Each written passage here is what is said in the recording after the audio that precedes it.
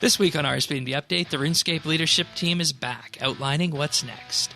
Desperate Measures is on the way, the Orthen digsite is being designed, and we're going back to monthly releases. We'll talk about RuneScape's future plans and the minimum guaranteed content.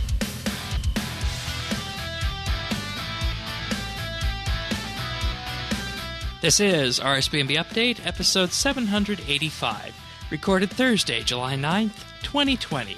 Minimum guaranteed content.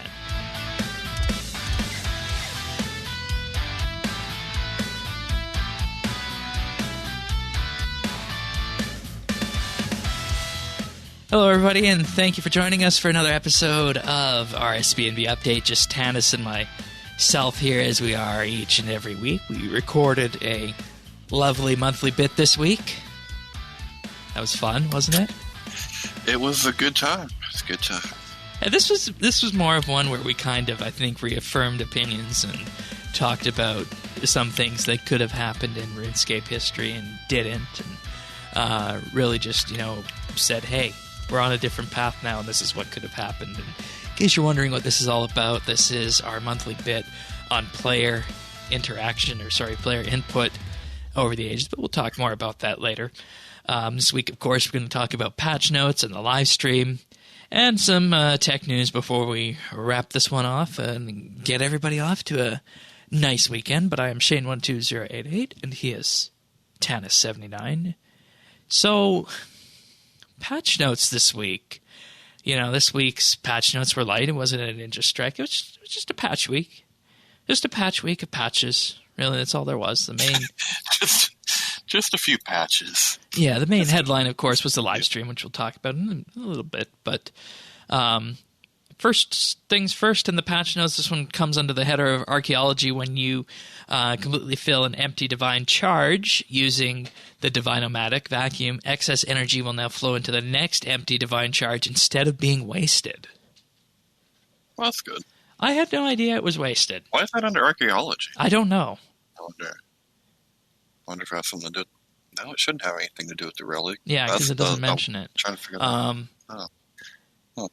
So the way I read this is that, if you're filling a divine charge, and if you fill that divine charge and you had excess energy that you were gathering at a spot, it wouldn't have any use to it.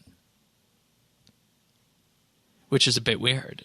And, you're wasting time and you're essentially wasting energy with that. So, next up, players using an uncharged Divine-O-Matic vacuum with an active divine conversion relic power will now receive the correct amount of energy when converting memories at a rift. And of course, if you have an uncharged Divine-O-Matic, it should do nothing. Makes me wonder what was happening with this before, because of course the divine conversion relic is the one that lets you convert an entire basket or inventory of memories into energy at the same time, and oh boy, is that powerful. I've been playing with that a bit, doing some of the yak track tasks with it. Good stuff, huh? Yeah. Additional messaging has been added when completing any of the art critic Jacques collections to indicate that the replica pieces of art can be displayed in the guild office. And I actually forgot about that you can display this art in the guild office. Yeah, I didn't realize it. Yeah. So that's cool. Yeah. Did you know that the name Jacques, being French, is actually very prevalent in Canadian history? Because there was a French explorer named Jacques Cartier that effectively sailed the St. Lawrence and claimed what was Upper Canada for France. No, I did not know that. But yeah, Jacques. So just a fun little bit of Canadian history there. That you're right. People normally think of Jacques Cousteau, but Jacques Cartier is the one people probably think of in Canada. Some archaeology materials have been added to the archaeology research and Tetra Compass loot tables for better distribution. It would have been nice to have a list here on this one to see what was there and just what exactly is better distribution. Yeah. Huh.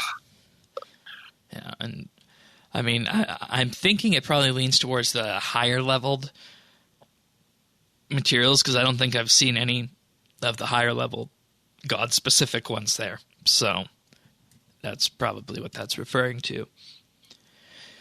Moving on to other fixes, arcberry bushes will now give 5% farming reputation when harvested in line with other bushes. Okay. Which is actually, arc bushes actually weren't too bad when they came out in terms of farming XP. They're actually an interesting thing to do. Of course, you can. Yeah, I was just thinking. You get right, so stuff. you could get 5%. Like you could just do your reputation on arc bushes in a hurry.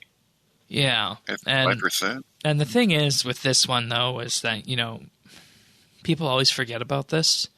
And I don't know how this would fit in with everything else, but I do know that they were the best bush XP out there.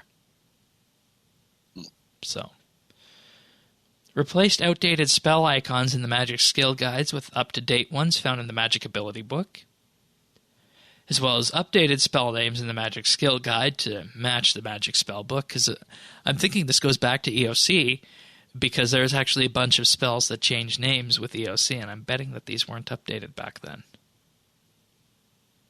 So, players will no longer continue the mining animation indefinitely when mining the ancient rock in the Mountain Daughter quest. Alright. The alphabetical order of the music player track list has been updated. So, I guess the sense from this is that it wasn't sorting properly, or maybe there's some different way of handling the thes in there, but I think that might have been dealt with in a patch note previously. And, I'm going to be completely honest with you, I don't even use the music player because I just let whatever play is in the area I'm in. So I had no idea anything was wrong. Probably it's probably people checking off what they've got done, right? On their music tracks. Yeah, that would make sense, I guess. I don't know. It's a stretch, but it's all I got. Tooltip for the Tyrannon Hard task rewards on the achievement interface now mentions the Mushroom Patch teleport, which, when those stink shrooms came in and they were really good farming XP, this is something people would have been jumping up and down about. Multiple mushroom patches for this. If you weren't using the magic beans for it at the time. You remember how insane the XP was from those stink shrooms? Oh, yeah. It needed to be nerfed, honestly. Yeah. No, I remember. I watched my friends just do crazy things with those. Yeah. A fun one was using the sundry beans on the hops patches, because you would get either the reeds or the grapes, I think, and then you know what happens with that, right? So, blue and green blubber jellyfish have been added to the I'm cooking options in the quick chat menu. Crystal now has been added to the I'm using a hatchet made of option in the quick chat menu. You forget that quick chat exists, but this was put in as a way for muted people to communicate, and of course later quick chat only worlds if you were under the age of 13, believe it or not. Oh. Telegrabbing on monster death will no longer cause the spring cleaner to malfunction. Okay. I'm wondering how bad of a malfunction that was. They've also added a tutorial for legendary pets. Yes. You and I might think that these are fairly obvious what to do with them. But I think it was Earth who got a legendary pet recently when he was doing Slayer. And, he had to ask me how to set it up because there was no guidance for it. Yeah. So I think this is really good. I almost forgot myself between the time that I had all of my originals and when I had to get one for the junior account. Yeah. It's like, oh, wait a minute. How do I make it pick up my stuff again? I haven't actually done Slayer since I bought my legendary pet all those years ago. So it's probably a completely different meta from what I was used to. Because remember, once upon a time I said it actually put me to sleep doing Slayer. Well, that's crazy. But yeah. All right. Players no longer require 75 range to unlock the mechanized Chinchompa blueprint, as this requirement is not necessary to produce the item, though you do need 75 ranged in order to use it. Now, here's a fun one. Removed a reference to virtual levels upon leveling up in skills that reach level 120 without virtual levels. So that's our archaeology, our slayer, herblore, farming, and dungeoneering. So that's just to cut down confusion then, right? Yeah. Stay aligned. Yeah. Good.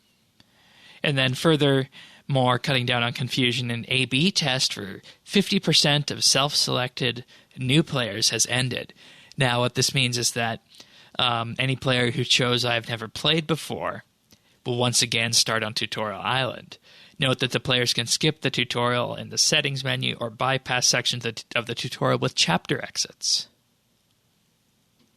Beautiful. I wonder where they were putting them instead. I don't know, but that's so. I mean, because if it's your second, third, fourth, fifth count, I mean, you know. Oh yeah, you've been able to skip it for years. For real? Yeah. I've always went all the I way skipped through. it when I made Like, that tell me. when I made that farming account last summer. I've totally missed that option. Yeah. I've never seen it. Wow. Okay. Dirt. If you say you've played before and recently, it will say, hey, perhaps you just want to skip the tutorial. Damn. Yeah. But yeah, it'd be interesting to know what exactly was the option instead of Tutorial Island on this. All right. Then we got some mobile changes. The buff bar and debuff bars have been relocated from the top of the interface to the bottom above the combat HUD. They've also been made marginally smaller. Yes. That's good. Yes. Mm-hmm. That's precisely where they should be, I think. I think so too. I mean, that's where it makes the most sense because if you're doing combat, you're going to be looking at your action bar and you're going to be looking at your HP and your adrenaline, and then the buff bar is right there. And it makes sense to just have it there and leave the top for the actionable skilling stuff because, you know, this was a problem before they did this. You know, the little orb that appears whenever you get XP, that would overlap with the buff bar if you had lots of buffs active, which was, you know, quite frankly, really stupid. The extra action button currently used for the Solak encounter has been repositioned to sit above the combat HUD. It will now move to account for the toggling of combat mode action bars. Okay. And the ribbon settings and setup UI has been moved and tied to the game's main setting interface as its own tab. Users can still access the interface from the existing button located on the custom ribbon itself. This is good because, you know, this is what we always talk about and what I always talk about, how when you're dealing with game settings, it's best to, you know, have the settings in one central area, which is something that's kind of been wishy-washy in the past. And I think that the revamp that they did of the new settings UI when that came out a month or so ago will greatly help this. And for anybody wondering, if you go into your mobile settings now, there's just a new tab at the top that says ribbon, and it allows you to customize it. Because remember back when mobile first came out, Tanis, I said you had to click the hamburger button and then choose ribbon to be able to do that? Yeah. And that was practically impossible to find. So. Yeah. Well, even if you could find it, being able to touch it has been a challenge. If you know those small little buttons. And that's a whole other story as well. You know, about the touchability of the buttons in the bank and pretty much anywhere that there's a close button in the top right X. That's the close button is what killed me. That's going to be a problem. And, you know, we even had people test it on large phones, small phones, and it's equally inaccessible on both. So that's something that really needs to be fixed. So, fingers crossed. Next up, moving into general fixes, corrected multiple spelling errors in the Broken Home quest and quest rewards screen, as well as grammatical issues in the Council Wars menu have been resolved. The 1 Foot in the Grave mini-quest is no longer shown as complete after handing the body parts to Zavistic Rarv. My God, I don't remember this one. Either. Any of these names ring a bell for you? No, I was trying to think of what body parts would have been. I was thinking, like, there was the hand in the sand. What else? Like, He is involved in Zoger Flesh Eaters, The Hand in the Sand, and Back to My Roots. So you got one of them, right? Okay. From May of 2005, resides at the Wizards Tower. Or the Wizards Guild. Okay. A full stop has been added to the end of the examine text for coconut milk. Yeah. Okay. Attempting to decant an Ogre Flask Thermal into a potion flask will no longer force a logout. Good. A message received when creating a 4-dose potion no longer states that it's a 3-dose. Okay. Power Burst potions are no longer dropped to the floor when the Wasteless Herblore ability triggers. Oh. Ooh, that's an expensive oopsie. Yerps. Yikes. The player-owned house build mode checkbox now consistently reflects the build mode's actual status. Good. Twin Furies will no longer display their health on their individual health bars. The Dragon Breath ability will now animate correctly even when the asphyxiate animation is happening. You know, that's interesting. I didn't know that you could do these two together because asphyxiate is one of those channeling abilities that if you do something else during it, it'll break. That's what I thought. So, Because who it's knew? a choke. Who knew?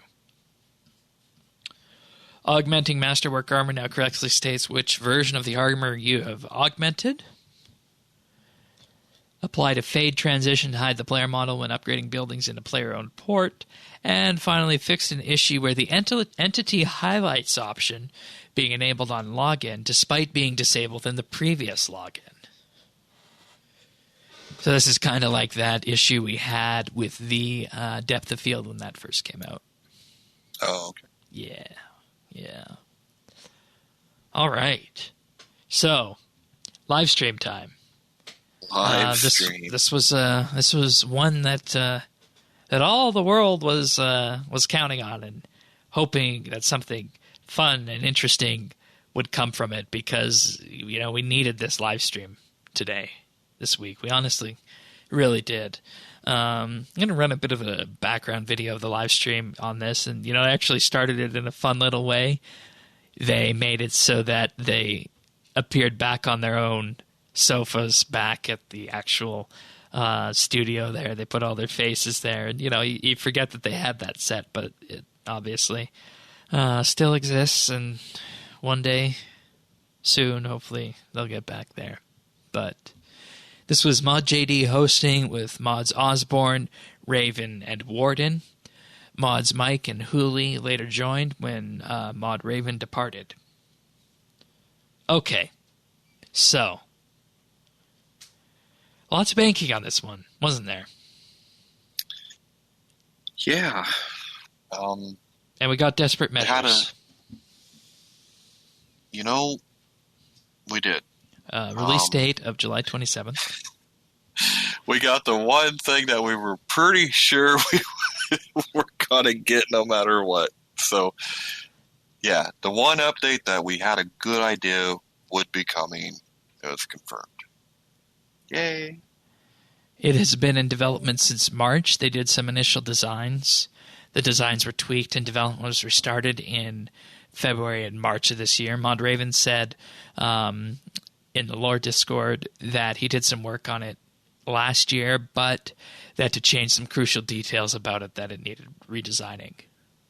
So they redesigned it, and that's why we're getting it now rather than directly following archaeology, amongst other things. Which, that's That's cool. Yeah, That's fine. they had to basically scrap the design of it, right? Yeah.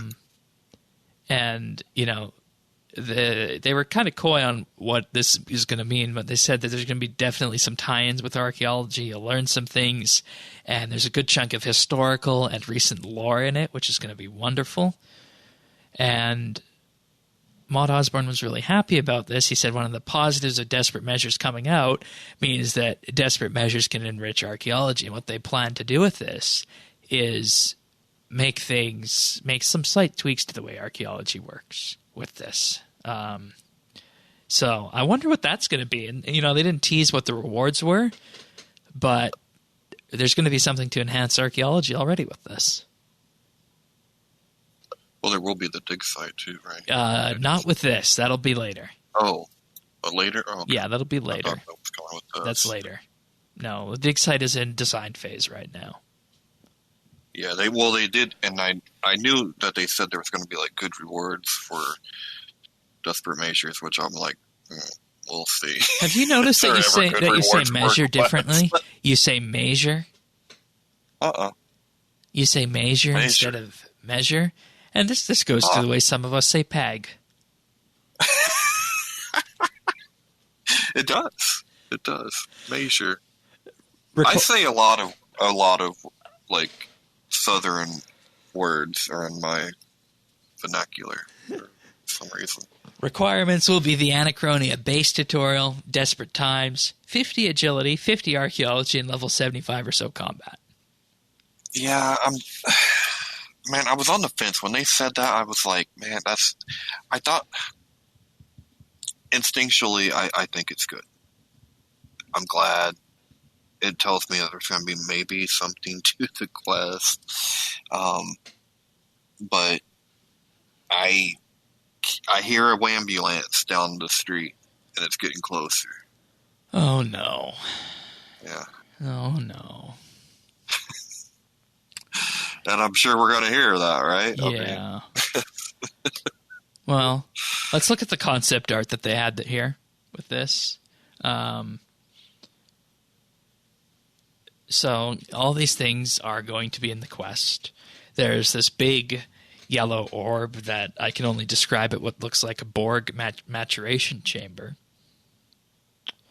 There are some vials with various substances in them. There are some other implements. I don't know exactly what they are. They got some purple and black wires coming out of them. Then at the bottom, we got what looks like a dragon knife, a dragon cleaver, and dragon secateurs.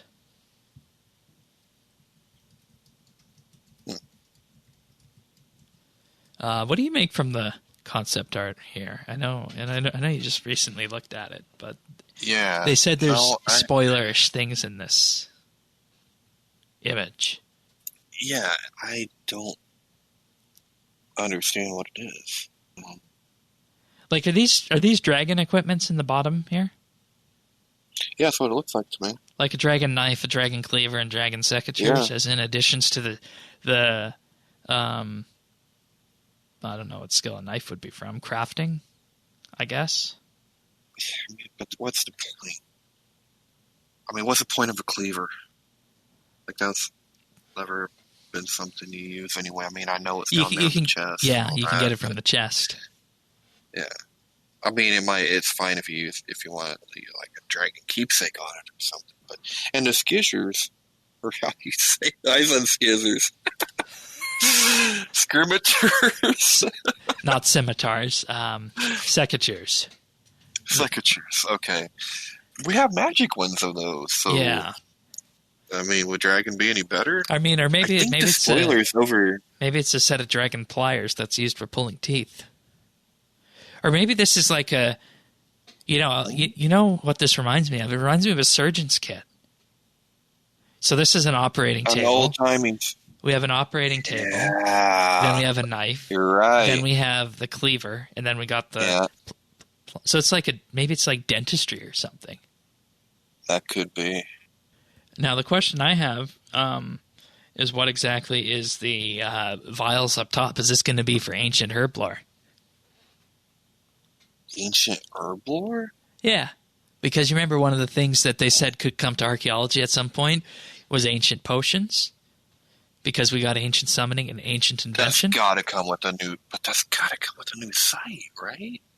Yeah, and we need a new mystery for that. And the Orthen digsite is in development.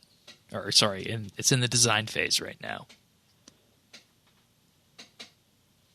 No, I don't know. Oh, this chamber. Dude, this is where one of the things is going to be. I bet we're pulling something out of it, maybe? Like, you think an Elder God is going to be in there or something? No, can't be. No? Well, Karapak did say he wanted to put them to sleep. So maybe that has something to do with it. And then he's going to cut out their essence. Godliness. Yeah.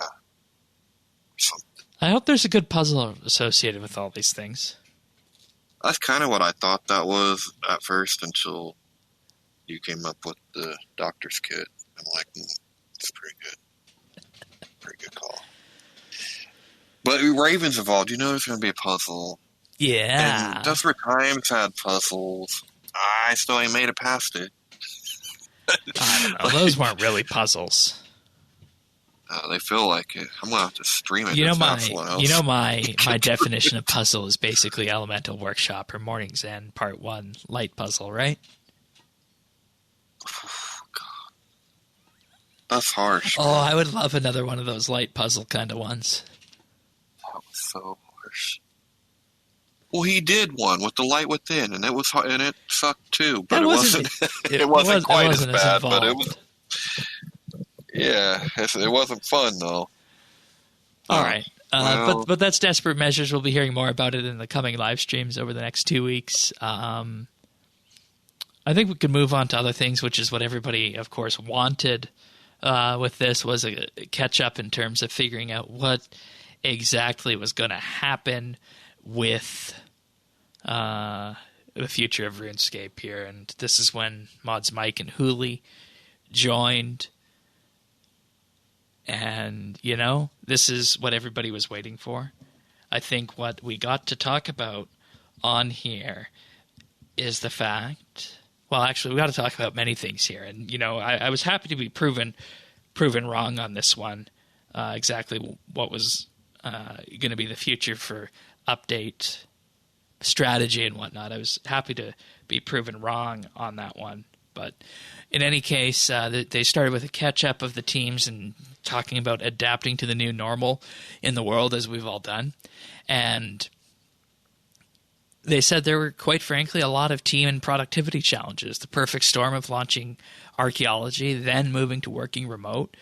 It worked really well for some people at home who were more productive, and some had greatly produced productivity in terms of talking about the people who had children at home who, were homeschooling and whatnot. And each employee's situation was entirely different with that. And, lots of people are going to say to you, do you actually believe what came out of this and that this was the case? And, I think we talked about, and I think it makes sense to me that kind of situation is going to be different for everybody involved, because everybody works different at home and everybody works different in an office, and not everybody has, as Maud Osborne said, a 5-year-old and a 1-year-old, right? So. Yeah. And I really think that is the difference, because even people with older kids seem to, just anecdotally, but like I've heard chatter, like with medians my wife's been in, that they're really super productive because they're not having any distractions, because there's no kids around and there's no like coworkers around to pop over to the desk, right? But when you got kids, man, and you're trying to teach them on top of that, because we had to learn how to be teachers real fast, so it is a lot. So if they got a lot of employees with children, that is a challenge. Yeah. And one thing I took note of in here, and this is aside from the stream, Maud Warden in the background has a diva statue, of course, because he worked at Blizzard, but he's also got a MacBook and a Mac Pro. an old-style Mac Pro, that is. And fun note that he said on the live stream, he has 5 children, two of which are in the United States still, didn't make the move to the UK, but 3 of his children did move with him to the UK. And you can only imagine how that would be working from home in that sense. So, yeah, man, that requires a big home, and I've always heard that like housing is really expensive over there. Like, yeah, it's hard to find, and smaller houses too. You know, they don't have those massive ones like we do, unless you live don't on have the some McMansions. old, royal estate. Yeah. Warden says, as an executive producer in the short term, he's doing the planning, but he's also planning for 1, 2, and 5 years into the future and building these longer-term plans out. And what he's doing is, rather than just looking at content, he's taking a whole studio approach and aiming for more alignment with everything. And here's the big one that we need to talk about with what's changing going forward in the future on this one. You ready for this? And this is where I'm happy to be proven wrong. He said he is not in the position to make archaeology-level content at this moment in terms of the vast scope and size of it. Which I don't understand. Like, was he saying that because of the work from home? Yes, from the work from home. That's what I took from it. As in, there'll be no Excel updates in the near future. Okay. But he said he's moving towards, and confident that he can move towards, a tighter cadence with a monthly release cycle rather than 6 months or yearly releases, and wants to better manage predictability in a shorter time frame. And he said this is his new way to work internally from the at-home perspective, and rapidly pivoting towards a shorter cadence and working towards a minimum guarantee of content. And, you know, I have to go back to the very first time he appeared on live stream, and I just have to quote him for this. And if anybody out there is close to Mod Warden and would potentially be listening to this, it needs to come back to what he said on that very first live stream. Action, action, action. That is the number one thing I've heard this week about this, is that, yeah, sure, people are happy about this. People are happy about the way this goes. I'm happy with a 1-month release cycle. Personally, I think that's the sweet spot over the expansion model, which it seemed like they were going to. But it has to be backed up with concrete action. And as he said in his first live stream, action, action, action. And if they can deliver on that, maybe we'll be able to salvage some of the goodwill that was gained with archaeology. See, I've been wrong. I've been surprised. And I am not sure how I feel about it, because only time will tell. Only time will tell. Because you were on the expansions bandwagon, that we were getting expansions by any other name, and I agreed with you. Really thought so. I mean, just by all indications, that's what it looked like. And then all of a sudden, it looked like, okay, now we're headed. Okay, so they're going to try to stick to this monthly cadence, but how are they going to produce the level of content that we all expect at this point? And that really made me think about why. What is driving it? What is different about RuneScape? What, and what's going on here? He said it will be small and medium-sized updates. Yes. Yeah. I noticed that. Yeah. This is a chance for a renaissance, people, because people have always been saying we want to get back to that, traditional, small, medium, quirky kind of RuneScape update. I don't think people's going to like it when they get it. They've outgrown it and just don't realize it. And that's where the community management team and what Mod Hooley wants to do comes in, of managing expectations. Well, that's also where some of our discussion we had earlier this evening comes into play, of maybe people don't actually know what they want sometimes. Yeah, and that's why this wasn't polled or surveyed. And when asked what does this look like, he said it's a mixture of all sizes of content. The first couple are about practicing working in a tighter release window, And the goal is to bring in eventually medium and larger pieces of content. And I want to underscore that, practicing working in a tighter release window. Yeah, he's going to bring the crunch to Jagex, huh? Oh, I bet that you already have that kind of crunch happening whenever you have a big release on the way. And it's really unfortunate for people who have to take that home with them. So hopefully there will be good time management on the side of the studio on that. They did say they plan to try and crank out another quest from this year. So there's that. And, my hope from this, because, if you think the last time we had regular content was a year ago, before Anachronia came out. Because it was Anachronia, nothing.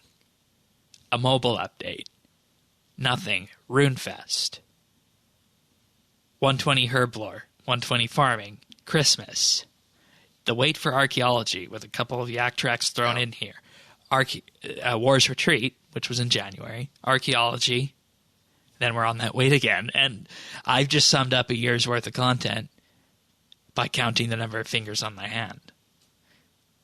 And that's why it's so important to get to this month-to-month release cycle, I think. Because think about it. If that, is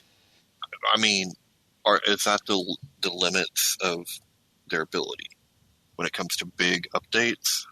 Because if it is, and you were to package say you could package all of that into one expansion, maybe that might be worth, I don't know, $20-$30, right? That you'd pay for that. I mean, you wouldn't. It'd have to be like 6 months worth of membership, right? But I'm just saying, quality wise, you'd be willing to pay that. Are you going to pay for the other 6 months that you didn't get anything? Exactly. Yeah. So I think we answered why we're back to this cadence. Yeah. And, I think it fits RuneScape better than the expansion model, honestly. I know you like expansions, but I think it just fits the RuneScape model better.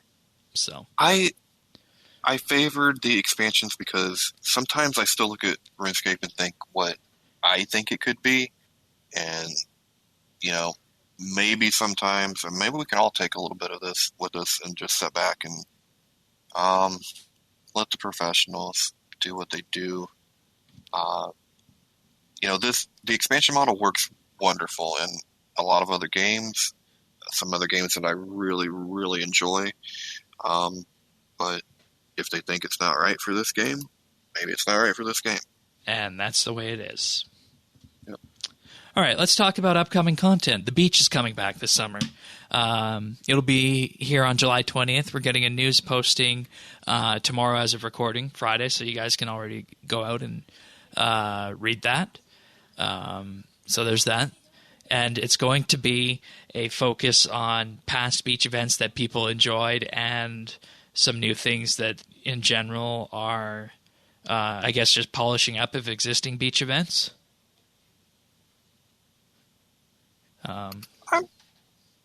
We only had 1 year break on the beach. No, it was 2. Last one was... Was it 2? Or no, 3. Last one was 2017. No. Yeah, pretty sure. 3 years we had the beach? I think so. For real? Well, it's time to hit the beach. I mean, it's the only safe beach we can go to. Let's hit the beach. Sorry, last one was 2018. So okay. I think it'd been that. I was like, okay, 2 years though. That's still longer than what I thought. Yeah. I'd go back to the beach. Yeah. Time to start an Iron Man. Why? If you're ever going to start an Iron Man, you start it when one of these events drop. It's a lot of really easy and free experience. For construction, I assume? For whatever is offered there. But yeah, construction's a big one. Yeah. All right. Ninja Team, the focus on that brought in lots of quality of life updates, short-term improvements, and they're adding more to what's happening on the Ninja front, including fixes to the Lunar Spellbook. So which lunar spells should be updated? They'd like to hear about that in the Ninja Dojo. Which is interesting to me. Because, I mean, I didn't think there's anything wrong with the Lunar Spellbook. Do you? I mean, aside from the fact that a bunch of them are unlocked from the Pauline minigame, the Live at Farm. Yeah, that's really bad.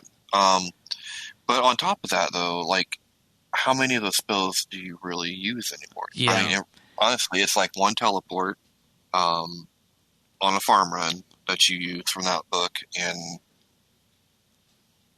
is there anything else? Cure Plant. Cure Plant is good. I would say change Bake Pie to bake anything or cook anything, and increase the rune cost on it. Cure Other, those ones make sense. Cure Me. Repair Rune Pouch is good. But do they even need repaired anymore? I thought there was something new that came in from that. That was no. You still have to go talk to the guy in the Abyss for that, or use the NPC contact spell, or just use the new relic that prevents the degradation of him. That's what it was. Yeah, it was the new relic that prevents that. Vengeance is good. Vengeance Group. I don't know. Like I said, I don't even know exactly what I'd change on here. I just don't think any of them are really usable. Like, I used some of them when I was training magic, but that was like a really long time ago. I mean, that's like 6 or 7 years ago at this point. You know, like, I don't think, like, String Amulet is as viable as it once was. Or, well, it would be if Trekkie, if you're talking to Trekkie, he made tons of glories with that before. And that's actually how I got 99 magic, believe it or not. I believe it. I mean, it it was yeah, I mean, it was viable at one point. It's just not really now. Yeah, so I mean, if you have ideas of how that could use a fresh coat of paint for sure. Maybe remove Livid Farm and do something else. Oh, remove Livid Farm. Yes. But then for all of us who, waited for our livid plants from the merchant in the farming guild shop, we'd be, of course, in question on that. So, They want to hear about clue scrolls also in the dojo, which was weird to me because, we just had a clue scroll overhaul. Yeah, I'm thinking this came up because clue scrolls must be way more popular than I would have ever thought. Oh, they are. I'm guessing, like, people are just really into these clue scrolls. Yeah, like, they are. That's the only explanation I can think of. Also, clan updates. What should be focused on in relation to clans? So if you have any ideas on any of these, use the dojo.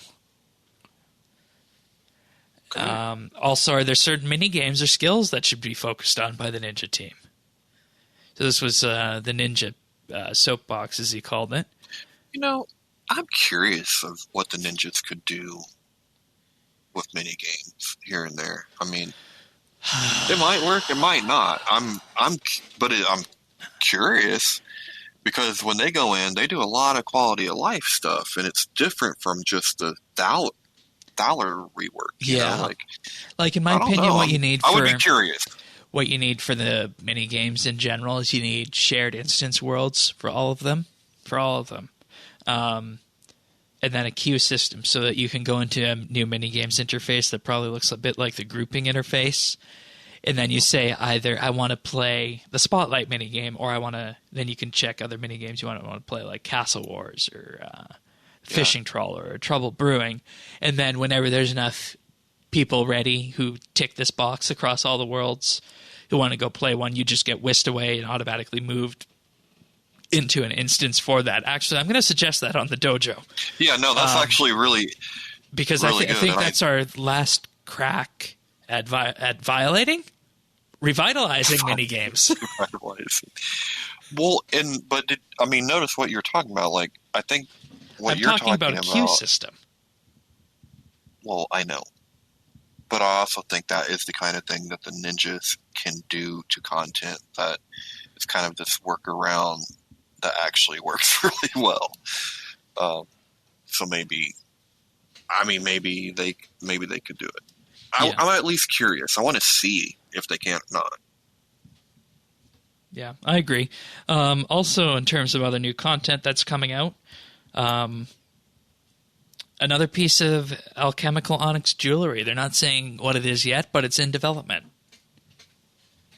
Get them fortunate components going. That's why people like Blue Scrolls. They're also going to be celebrating the 12th anniversary of a piece of content from September 2008. Dude, you provided a list, and I did provide a list. For the life of me, I'm like, nothing on here is worthy of an anniversary. Well, the choices are Distractions and Diversions, the 12th anniversary of bringing in distractions and diversions, which include, or were brought in at the time to include, Balthazar's Circus, Penguin Hide and Seek, and the Shooting Star. The other choices include Clan Wars, Summer's End, The Quest, of course, and Defender of Varrock, another quest. A lot of quests. And they said they're going to try and get a second quest out this year after Desperate Measures, so I don't think it's going to be something focusing on Summer's End or Defender of Varrock. And the other thing they did was they increased the trade margins. So it's got to be something to do with either Clan Wars or Distractions and Diversions. And my money would be on the Clan Wars front, because why else would he have asked for ninja fixes for clans? Because what you do then is you package a new Clan Wars kind of system that comes out in September, a revitalization of it, and you also package it with a Ninja Strike update. And when you do that, you can effectively do another piece of branded content focused around clans. And it might just get the people that, like, so I've never really done Clan Wars, don't do Clan Wars, but I loved that world event too. Yeah. Where it was you know what I said back in the day? That is the way you bring PvP back to this game. You do it safely, use the clans as a front, and you make it accessible to everyone. Yeah, then that might work. Oh, could this be the revitalization of PvP? It would be the last best effort, right? You know what? I think it might be Clan Wars, because they want to get people. They're going to want to get people into a PvP sense eventually. Because if you look on the Jagex.com website, they're hiring for an action RPG, which signifies something like Diablo. Now, what if there was a RuneScape Diablo kind of game, and you had a PvP base in RuneScape, and you wanted them to be interested in it? Granted, I'm, reading a lot of tea leaves here, but that could be very interesting. Well, I'm interested to see if that could bring, people to do PvP again. I don't know what clan. I'd have to, my clan's not. There's no way, dude. We call my clan the retirement home. Yeah. For the main. Yeah. So I'd have to go with that. I'd have to go on the all with you guys, because yeah. But it would be fun, because that world event was fun. Yeah. And I know they've gotten feedback that people really like that. People that don't PvP, people that weren't into that stuff, still thought that was a really cool thing. Yeah, I agree. What else have we got? They added the Orthen digsite to the list of things they're working on in relation to archaeology. And they're doing this because it was one of the best pieces of content from both the player perspective and the data perspective. So that's good. And we know we needed that because that was one of the first things that everybody thought was a signal that the new skill was going to be archaeology in one of our roundtables last summer. And they added clarification to this that the Elder God Wars dungeon is still in development. They just didn't mention it here. So there's that. And, I mean, not for nothing, but I'm guessing we need desperate measures before Elder Gods. Yeah, I'd imagine so. I'd imagine so. Now, this was also summed up by saying that they did talk about the live ops stuff, then we'll talk about the summation here. Their goals for the live ops team and Mod Mike is to do a lot more with Halloween and to do something more during the Christmas season because, as they said, one of the things that people always like is a strong showing for Halloween and Christmas. And, they actually highlighted the Death's House cleanup one as one of the favorite Halloween events back from 2014 that they're looking at with this. So I was very pleased with that. I'm glad, and that makes sense if they're trying to get to the shorter, tighter cadence of small and medium updates. The Halloween and Christmas are, those are two that we usually really look forward to. Oh, definitely. And if they had enough time to put something decent together, instead of kind of an afterthought, and they need to be community-based events that bring people together. Well, and that was the great part of the Death House cleanup was the more people you had there, the more people you put on one ghost, the better. You know what I mean? And I think also Christmas 2015 in the Lumbridge Crater with all the Christmas events was fun too. Oh yeah. So I don't mind getting back to that would be great. Looking forward to Halloween this year. Absolutely. So with the goal with monthly content release cadence is that there's a lot of different player groups that need to look after. So bossing, skillers, and he said questing in particular. And they're very committed to lore and narrative. And the goal is to have another quest out by the end of the year, but they'll just have to wait and see on that. Now, future yak tracks could also link into the distractions and diversions. I hope not. I heard that. I was like, I don't want a distraction or a yak track where I need to play 5 games of Castle Wars or Soul Wars or you Pest might get Control or something. I really don't want that. I mean, at least Pest Control wouldn't be painful, but I'm thinking it's going to be like Fish and Trawler. Oh, Fish and like Trawler is that. actually my favorite. That and Trouble Brewing. But you have to do it when you have 5 or 6 people to do it. You can't just do it whenever you want. So Clan Quest has events every Saturday on this. If anybody wants to do their mini games with Clan Quest, just join the clan chat and fill out an application. And that's one of my favorite things is that we have these old games and whatnot, but I mean Trouble Brewing, Soul Wars, Stealing Creation we even did. It's amazing. I love Soul Wars. Yeah. Soul Wars and Pest Control are my favorites. I see Soul Wars and Pest Control too similar, so I prefer Pest Control. Oh, okay. Yeah. Let's see. One of the things that Mod Warden hates, he said, is not being able to deliver on promises made, and he aims to take out the risk and ensure delivery on everything. And that's why we haven't heard anything, and that's why he has been very close, keeping his cards to his chest with roadmaps and whatnot. Yeah, very, very much so. So that's why. Yeah, I'll save it for the end. Yeah, I think that needs to be said. He also said that he's made some new hires recently. He's hired a new lead producer from Remedy, who he's personally worked with on EVE Online and World of Darkness. He also hired a new art director who worked on Call of Duty Mobile. as well as hiring a whole new content development team. I wonder what this team is. I don't know. And he said he's been onboarding them, so presumably they'll start firing on all cylinders soon. He's also working on processes and figuring out how to work in the New World situation.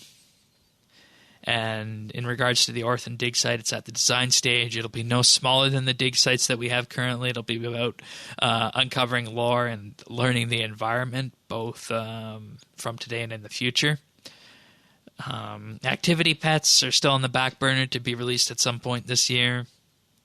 Halloween event, as I said, looking to Broken Home and Death's Door.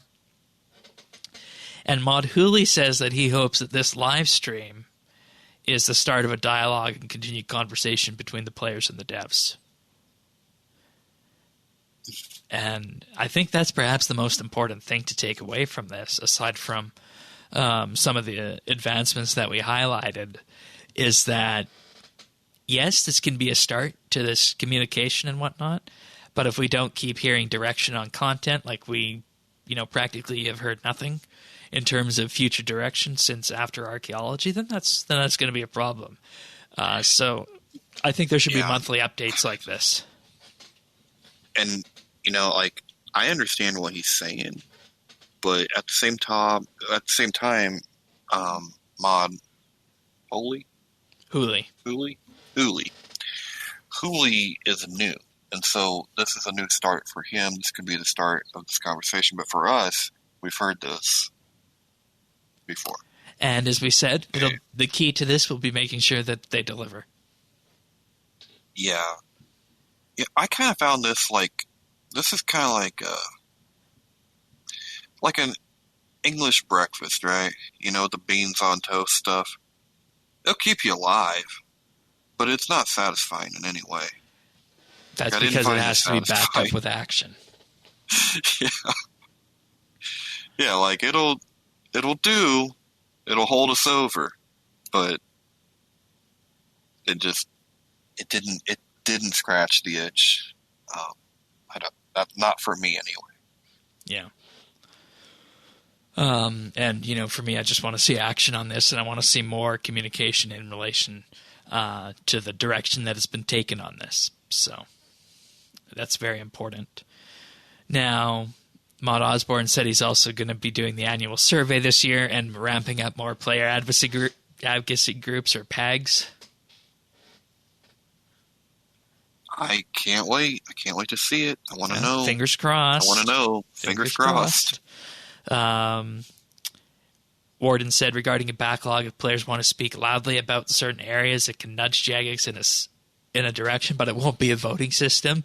So I think a classic example for this would be is that if there's old quest lines people want to see worked on, that's what you would do. And hey, come on a podcast and talk about it. Like I'll talk about my gnomes. Or Elemental Workshop. They do need... How about gnomes? Because they need more love. And Elemental Workshop is doing just fine, and wherever it is. Sears. And if they wanted to put quests out, that would be the one. Because remember, they did the design for the next two of them at the last Game Jam. Right. Let me say this. If they ever do that quest, the puzzle should give a reward that is replayable and redoable, so that it will satisfy the puzzle people in this game to get their fix. And we don't have to have Elemental Workshop 6. No, they're actually working on 6. They did the designs for 5 and 6. And 7 is meant to be the final one. Oh, no. So you got at least 3 more for the gift to keep on giving. Well, let's hope that comes in at the pace of George R. Martin's books, okay?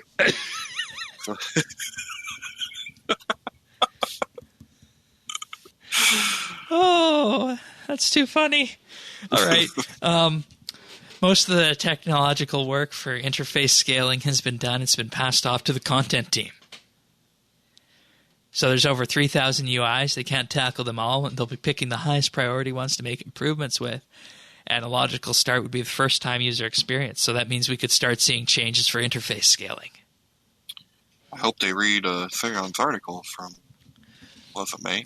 Yeah, I also hope they listen to you on accessibility on that front. Yeah. Because that's actually more of a you domain, believe it or not. Because the way the interface is laid out, that's what was in the UI consistency article at informer.rsbnb.com, if anyone's wondering. But yours for accessibility is definitely interface scaling. So, yes. Oh. Because that's more accessibility than design. I agree. I didn't think about it like that. Then Maud Osborne said remastering is still on the table, but they've elected to move it into other areas of content as they move forward, and Shattered Worlds was a good example of this, and everything is being seen through this lens. There's no landmark remastering updates on the plan currently, like, say, a remastered Varrock or Karamja or Miscellanea or God Wars Dungeon 1.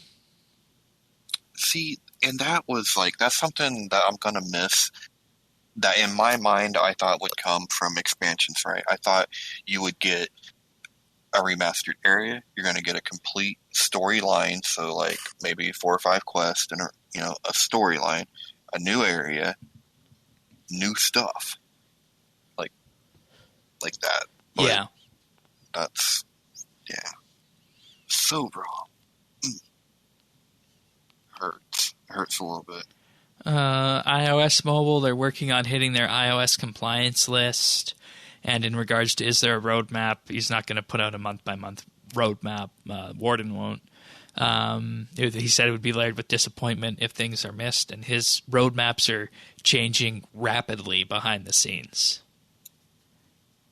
And when it's time to ship things... I think that's good. Yeah. And when it's time to ship things, there will be a marketing effort, and they're not going to be shipping content willy-nilly. Those were his exact words. Things are going to be strategically placed. So these, like I said, these things are good. Are they exciting? Not really. But they're good, and I hope they come to pass. Yeah. Yeah. Because if not, then, you throw away more of that goodwill. But you end up with the same old story, and I'm not willing to say this is the same old story yet. My warden came in, and I felt like it then. I still feel like it now that he was going to shake things up. He was going to mold things. And what I'm seeing now is he's doing that. It's a little more within the structure of Jagex than I thought it would be originally, but that might be a good thing. Yeah. But now we just have to the rubber is meeting the road. This is where we're going to have to see it really come in, because archaeology was such a big hit, but we know that had been in development for a really long time. 18 months. So, this is where we're gonna see, if all these changes are going to produce a better product. I am still really hopeful that it will. I think it will, but if they go back to what we saw last summer, I just don't know how much people will accept. Yeah, and that's why delivery is so important. Yep. And that's really all there is to it. Action, right? That's what it comes down to. And I would absolutely hate for Maud Warden to be his own worst enemy on this, to tout something when he first appeared on stream last November or whenever that was, and to not be able to deliver on that. Right. And like I said, I still feel, I don't know, I'm still hopeful. He just doesn't strike me as the kind of person that doesn't deliver. It just, I don't know. That's not the vibe that I get. Yeah. Yeah. Alrighty. I get it better be done right. That's the vibe I get. Yeah. And it's not coming out until it is right. And it better be done well. Uh-huh. Yeah. Yep. All right. Let's move on then. Let's talk about our World Cup of Quests update, because we're into the finals now on this. Into the finals. Or, sorry, the semifinals, not the Semifinals. Last week was the quarterfinals. Now we got the semifinals. So, starting off on this one, Children of Ma versus Sliske's Endgame. This was the last of the quarterfinals before we go into the semifinals. Sliske's Endgame won 55-45 over Children of Ma.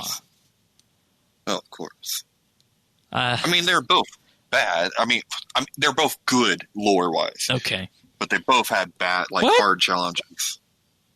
Yeah, well, for me, Children of Ma was a masterpiece. It was extremely. That one had some issues with me. Oh, okay. Accessibility. Yeah, Fair. yeah. It was when you had to. Oh gosh, you were defending something or fighting. Was it the lava surfing? Yeah. Okay. I think so. Okay, fair enough. There were a few things anyway. Sliske's game was a really hard maze, but you could.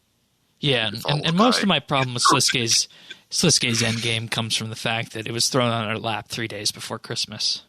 Oh, that was rough. Yeah. I bet that had to be. Yeah. We recorded that episode on the 22nd, shipped it on the 23rd, did the quest on the 20th and 21st, and then celebrated Christmas the day after we shipped that episode. Now, the semifinals start off with While Gothic Sleeps versus The World Wakes. And despite... That could have been the final right there. That could have been. But despite what everybody has said and everybody has done in all these matches previously, 1 day left, the World Wakes is losing to While Gothic Sleeps. 54.6 to 45.4. While Gothic Sleeps is ahead. No way. Yeah. Holy cow. I'm just glad somebody finally knocked this quest off of its high horse. And I say that in the nicest way possible, because it's one of the most impactful quests that they have ever shipped. But quite honestly, it didn't deserve to beat Desert Treasure, as I think happened in the very beginning of this. Yeah, I love it, man. I don't know. I thought it was, yeah. So you'd be voting for me. So you'd be voting for the World Wakes then? Yeah, absolutely. All right. I really enjoyed that quest, man. Like, it was it's got to be one of my top 3 quests, maybe. Oh, wow. I mean, it's up there with Plague's End for me. Like, it was.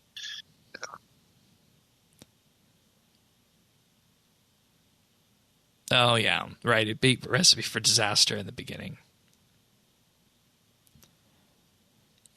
So, and, we've been going on this since the beginning of May. That's pretty crazy. It beat Recipe for Disaster 69 to 30. So, well, I'm happy if it goes down here, honestly. I'd like to see it win, take it all. But at this point, I think it looks like Gothic Sleep is just too nostalgic and legendary to be beaten at this point.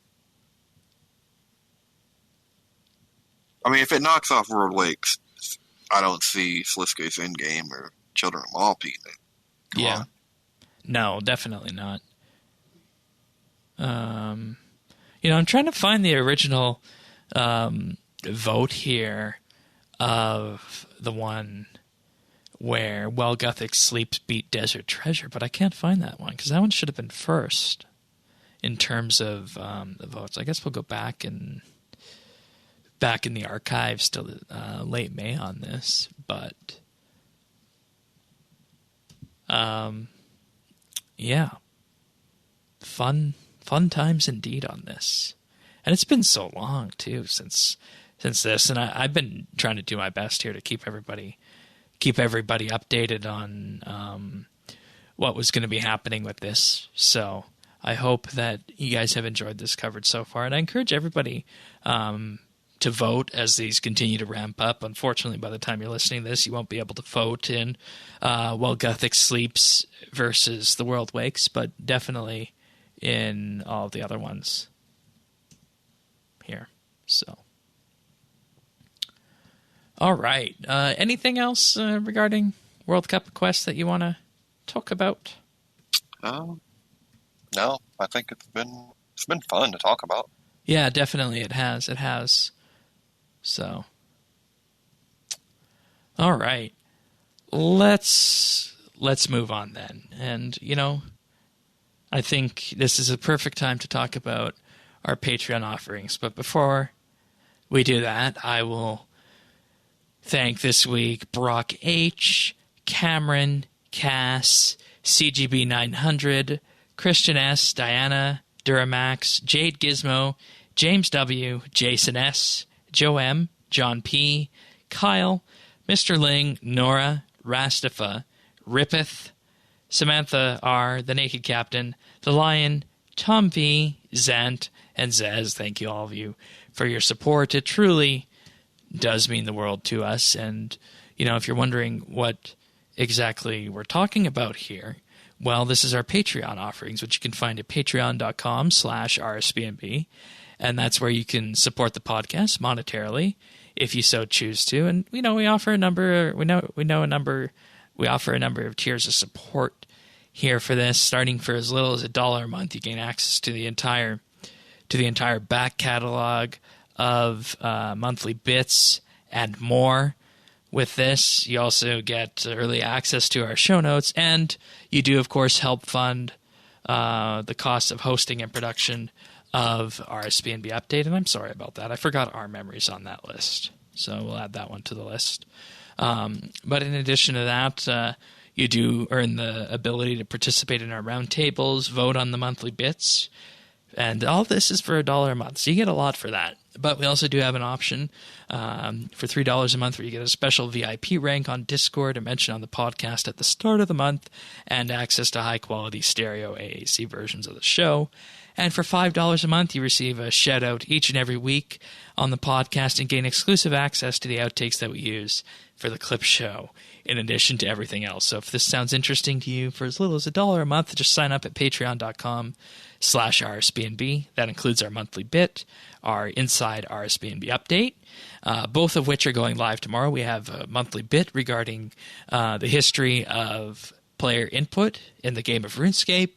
We also have our Inside Update interview with David, our resident PVM expert, and we'll also be doing our roundtable this Saturday at 8 p.m. game time, which is 4 p.m. Eastern. Just join the Discord for that. And, of course, we do have movie night, and we're consulting with the Patreons about how we do this going forward, whether it be a live event or if it's something in particular that's more of a commentary purpose. So just check all that out and more at patreon.com/RSBANDB. And thank you so much, everybody, for supporting us. Thanks, guys. All right. You ready for tech news? I'm ready. Okay. So, TikTok. We talked about TikTok recently, or TikTok as some people like to call it. It was one of the many apps that was found to be snooping on unsuspecting users' clipboards on iOS with iOS 14. Yeah. Among others, right? Yeah. So, well, I'm saying it's been in trouble too because they've been accused of filtering what they deem unsightly or not attractive people or surroundings. Really? You've heard all those stories, right? Oh yeah, there's a lot of stories about TikTok. Wow. All right. Fair enough. But it was revealed this week that the U.S. administration is looking at banning TikTok and other Chinese social media apps from the privacy standpoint.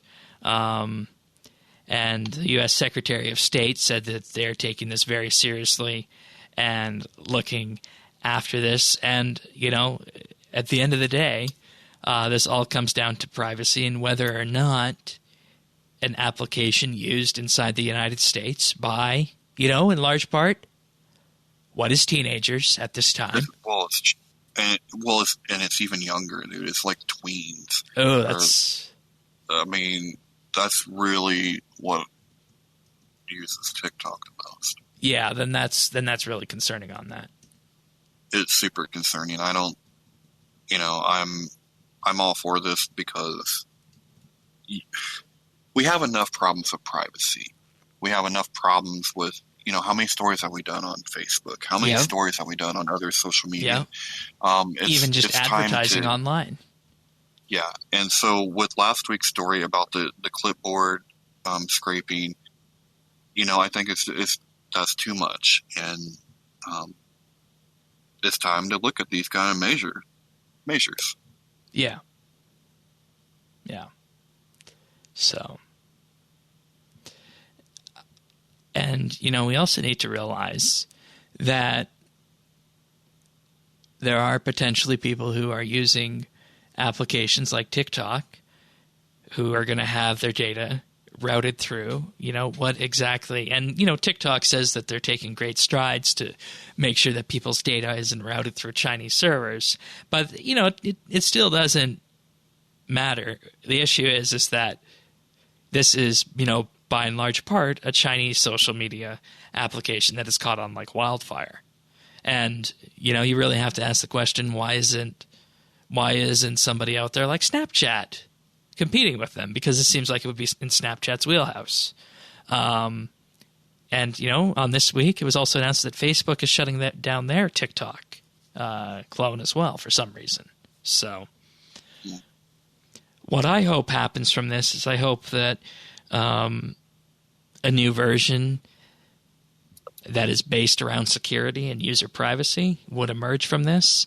And it's not routed through any potentially dangerous servers, let's just say.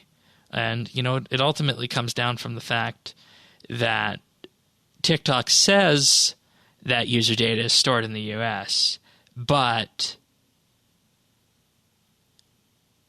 we can't forget that it's a Chinese company.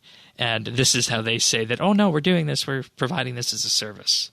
And we also need to realize that India has actually banned TikTok, and they were the first ones to do it. So this could have a snowballing effect. Yeah, there are tensions between India and China at the moment. Big ones. Border skirmishing. So, that doesn't surprise me, but I think we probably are looking at it because of the privacy. And, that's good. We haven't always been looked out for when it comes to our privacy. Yeah, and that's the main thing to really realize on this one too. So, yeah, and it's especially yes, there are older users and stuff, but predominantly you see younger people on there. Like I said, like tweens. And do you want them? You know what I mean? Is that class we should really be kind of protective of? I don't know. Yeah, it is a big concern. It really is. Next piece of tech news: Android 10 has had the fastest adoption rate of any version of Android yet. It has been installed on 100 million devices 5 months after it was launched. And, one of the big concerns about Android is that it always had a install base fragmentation. And, what you can see here is that when you look at the way this worked for all the other versions, all the other old versions, Oreo, Pi, and Oreo MR1 were a lot lower than Android 10. When Android 10 passed 150 days after launch, they hit their 100 million install base mark. and all of the other ones, were still under 50 million, close to 20 million in that case. And this is good. It shows that Google is making progress with Android and encouraging users to update to the most recent versions of it. And this is in stark comparison to what happens on iOS, where right now 81% of all iOS devices are running on iOS 13.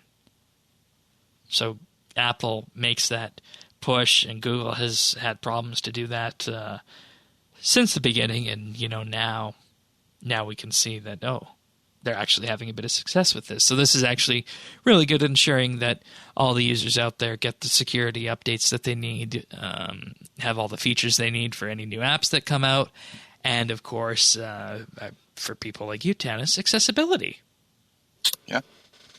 So how did they manage that this time? Did they stop providing updates for the other systems? Like what was it that pushed people the most? Like it was something called Project Mainline, which allows hardware manufacturers an easier time to integrate the new versions or the new Android updates into their firmware, because you have lots of Android phone makers like Sony, Huawei, and Samsung, just to name a few, that whenever they make a phone, they just don't use the vanilla version of Android, which is the best version of Android in my opinion, but they put their own little spin on it, and it's those delays from all those manufacturers that prevent it from getting into the user's hands quickly.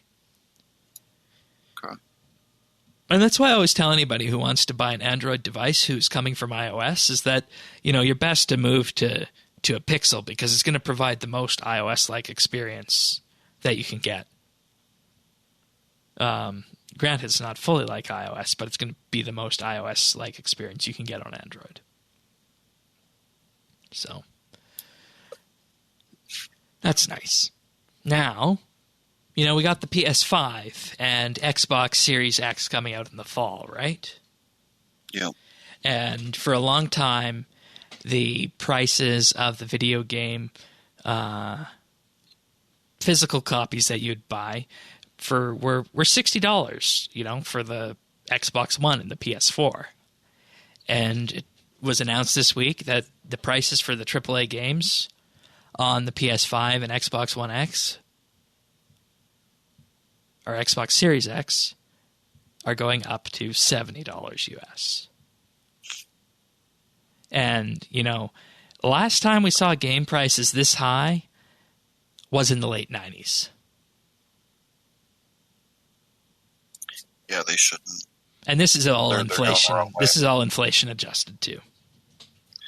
Yeah, they're the wrong. This is going the wrong way, and this is solely the only reason we pay $60 is to keep the brick and mortar stores. The 2010s is when we saw that price last. But yeah. Yeah. But the only reason we're paying what we're paying right now is to keep failing stores like GameStop open, which kind of sucks to begin with.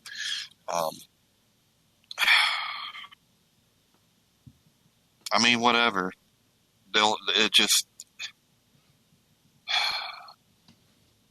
What are you feeling?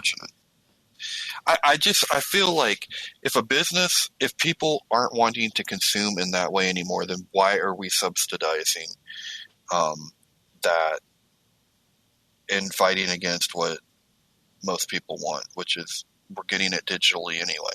Yeah. Let's be real. Digital is way more convenient than buying a disc because, if you buy here's what happens for anybody who doesn't have one. On the Xbox, if you buy a game on a disc, you put the disc in, you load the game, but then when it's time for a content update, you download the content update, and because of the way the rights management works, you still need to put the disc in to play it, even though you're playing a copy that's been downloaded.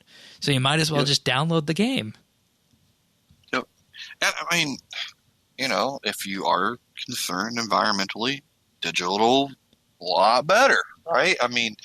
It just feels like everything is the wrong way, and I know it's only $10, but man, it's $10 to prop up people that don't.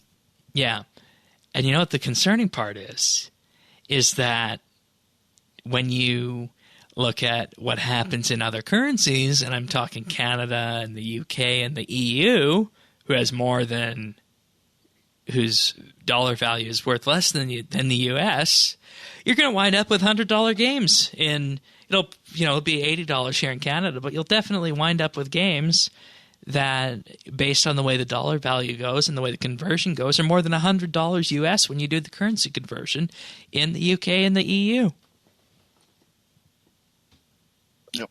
And that's only going to be, and that's for the basic version, right? They're still going to be packaging other stuff, selling you the $100 digital, or no, the $100 like deluxe that comes with a felt bag or something, just whatever gimmick. Like, yeah, this was sad. I thought, like, really, you're going to squeeze another $10 on top of all your microtransactions. All right. Okay, guys. Yeah. Okay. Yeah. We'll have to wait and see how this goes. I was thinking of getting the new Xbox this year, but maybe we'll wait and see. I was thinking, at one point I was thinking about that, but I went a different way. Yeah. and see, that's another weird thing, because all of the games that come out for the new Xbox are going to be backwards compatible with the Xbox One. Right. So, you could go cheaper if you wanted to and just get that. Well, no, they're going to be packaged as Xbox Series X games, and they're just going to work on the One. When in reality, there's a huge install base out there who's going to be playing it on the Xbox One. Yeah. And that's the weird thing about this. It has been confirmed that the new games coming out this year will still work on the original Xbox One, and Microsoft hasn't announced any plan for obsolescence of that Xbox One that, shipped back in 2013. So, getting a long life out of that console. Yeah. And it's a perfect console, too, It was a good console. Yeah. It does lots of fun stuff for the TV entertainment center, and that's the main reason I got it. They moved away from that with the new one. So, but there's your tech news for the week, everybody. Hopefully you guys enjoyed that. Let's move on to achievements this week. All right. So, start us off.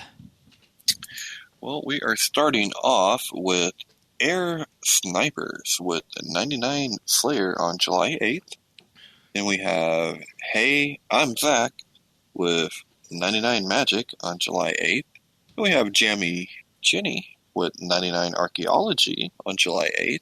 Dianima with 99 Archaeology on July 7th. And Isthmus with 99 Archaeology on July 7th. Nicely done. Also, rounding out the 7th, we have Kazanda with 99 Runecrafting, Spartacus with 99 Invention. Then on the 6th, we have Arendelle 20 with 99 Ranged. Parnassus got 120 Archaeology on the 6th. Rastafa got 120 Firemaking on July 4th. And VI Nightshade got 120 Invention also on the 4th. Nicely done, everyone. Yeah. Nice achievements all around. Alrighty, it is time for a pick of the week, and I got this one this week. It's been a while since I've done this one, and this one's something that is primarily going to benefit our American listeners, but it's a fun thing to look at for everybody else if you read American news. And this is one thing that is very, very important in an election year in the United States, and that's being able to identify exactly who wrote this news story you're looking at and which way it leans. And, it's unfortunate that we live in this kind of world, but we live in a world where pretty much every media outlet, no matter which one it is, has a political slant to it. whether it be MSNBC, CNN, or Fox News, just to name a few of them. They all have political stances to them. You could say the same thing from the Associated Press all the way to the Daily Caller on the right, just to name a few of them. And I have a website here called All Sides. You can find it at allsides.com.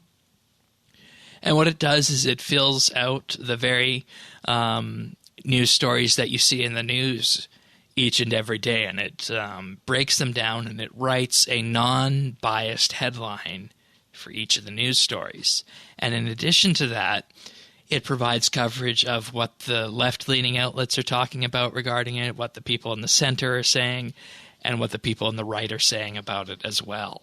And this is actually really important to do because, you know, anybody who gets their news from really only one source is living in a bubble. And when you live in a bubble, you close yourself off to other experiences and other perspectives about the news. And, you know, that's not a good thing to do because we make our best decisions when we're fully informed on all the facts that are out there, depending on how you view facts in this day and age. But what we need to take away from this is that... Even alternative ones. Is what?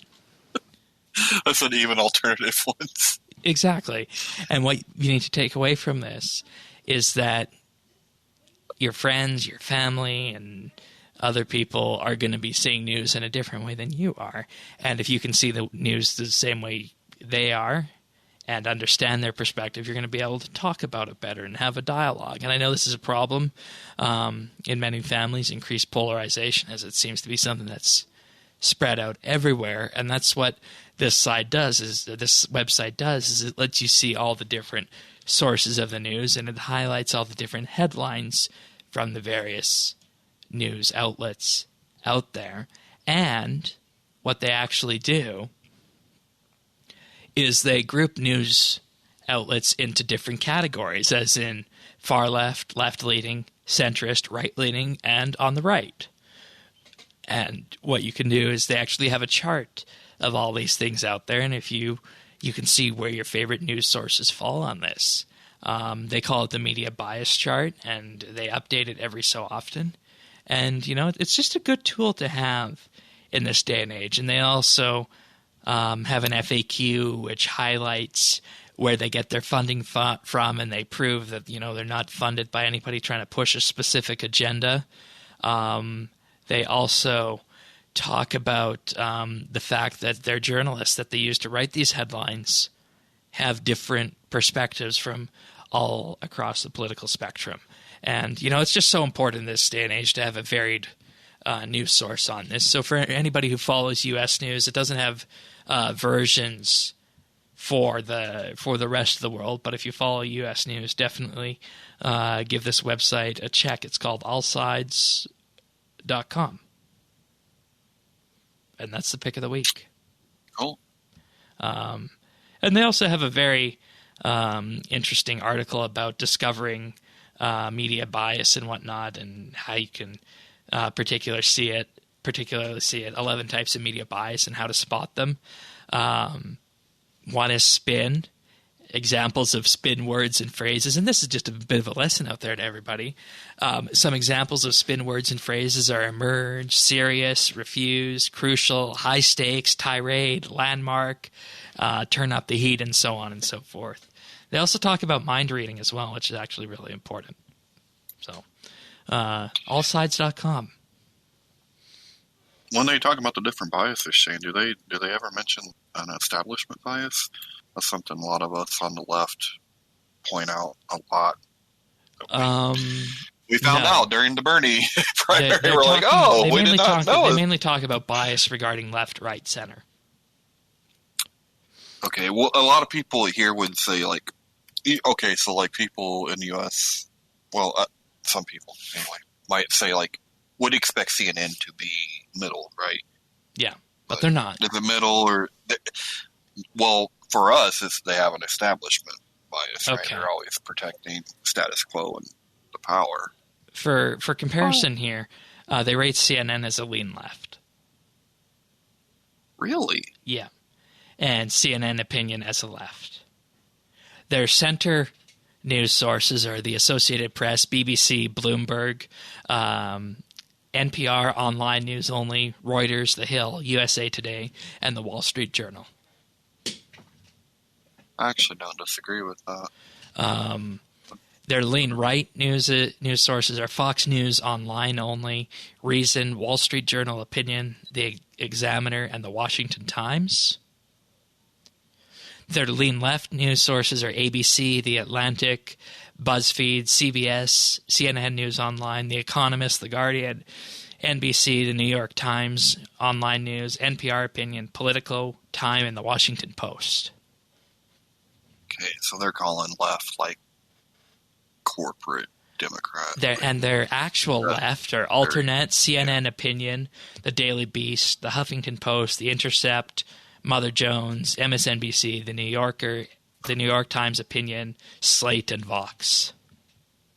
No Young Turks, and no, they're not listed. MSNBC is not, I repeat, not far left. That is it's just left, not far left. Sorry. I was gonna say because that's like establishment 101. Like it is all corporate Democrats all day. I mean, hell, their biggest star is a Republican, Joe Scarborough. And come on. And it's left, not far left. And on the right, they have Breitbart, The Blaze, The Daily Caller, The Daily Mail, Daily Wire, Fox News Opinion, The Federalist, National Review, New York Post, and Newsmax. Okay. And they also have a fun little survey you can take where you can discover your own biases. Those are always fun. Yeah. So, allsides.com. What have you been up to this week on RS?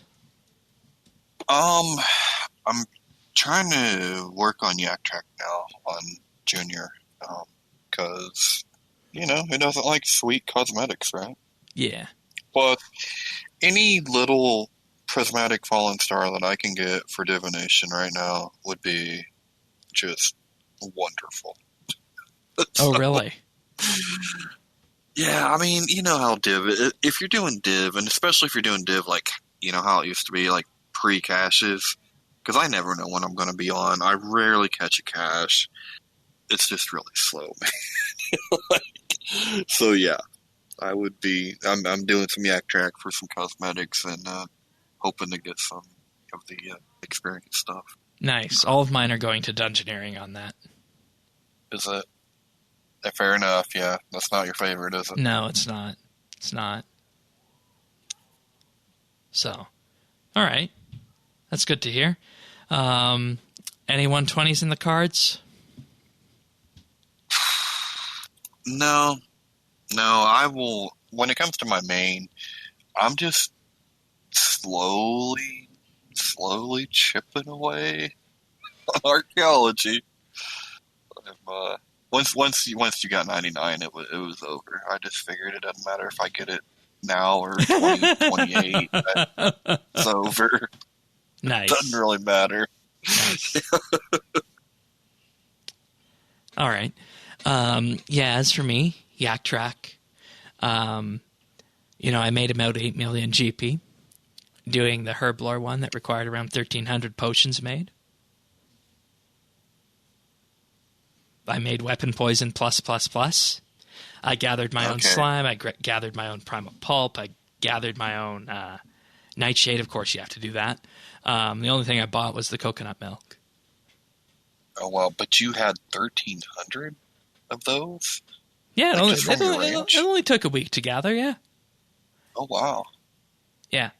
No, I only needed 700 because I split it. I did half Weapon Poison ++, and then I did half +++. Oh, yeah. Because one requires the other, right? Exactly. That's a fun thing I've had with these Yak Track tasks is, they seem a bit obtuse, but I just turn them on their head. For the Herblore one, I did that. And for the crafting one, I've just been blowing through my supply of Dragonhide that I got from doing Big Game Hunter. Red and black Dragonhide, right? So I've just been crafting using that for the ones that, you need to craft Dragonhide stuff with. So you're Iron Manning your Yak Track. Pretty much. I think I'm on task 27 at the moment. Oh. And I've accumulated 7 skip tokens over the time, plus the free one you get at 25. Yeah. Nice. So, I mean, if I wanted to, I could dump a bond and be done by task 40. It's true. So, I've been having good fun with it. I don't know. They definitely do feel a lot more intense than they did last time around, and I'm not sure I like that. And I definitely don't want them to go the distraction and diversion route. So there's that. But I've been, whenever there's an archaeology task, I take it. 500k away from level 101 archaeology, just back at Everlight now, actually, with that. Okay. Because I haven't been there for a while. But the 100 archaeology spots are nice, and that's pretty much all I've been up to is just Yak Track stuff. So, like I said, Yak Track keeps me busy, and I like it because it keeps my experience varied in game. Fair enough. But I don't believe there's anything else, so I think we can end this one here. Hopefully you guys all enjoyed that. If you guys want full show notes, you can find that at update.rsbnb.com. And if you want to subscribe to the podcast, you can do that on any podcast listener out there, Apple Podcasts, Google, Spotify, Pocket Cast, Stitcher, even YouTube. Just go to update.rsbnb.com/subscribe and click on the one that you want. Subscribing's good because it delivers the podcast automatically to you. It's also good for our ratings, and it makes sure that you don't miss an episode. So please subscribe, share it with a friend. And with that said, we'll be back next week for another episode of RSBANDB Update. Take care, everyone. See ya.